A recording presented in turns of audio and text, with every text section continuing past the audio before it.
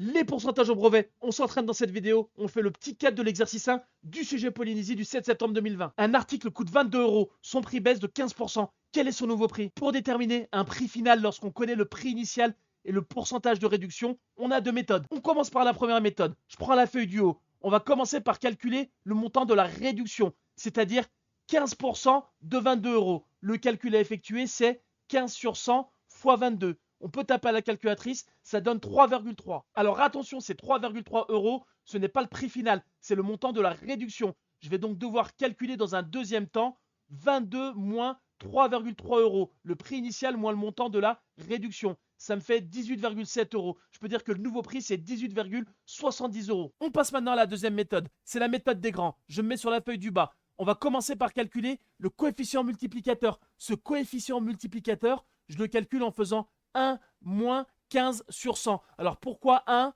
Parce que 1. Pourquoi moins? Parce que c'est une réduction. Si j'avais une augmentation, j'aurais fait plus. Et pourquoi 15 sur 100? C'est parce que c'est une réduction de 15%. Je calcule, ça me fait 0,85. Et ce coefficient multiplicateur, je vais tout simplement l'utiliser de la façon suivante. Je prends le prix initial, 22, et je le multiplie par ce coefficient multiplicateur, par 0,85. Le résultat, c'est 18,7. Je trouve donc naturellement le même résultat que dans la première méthode.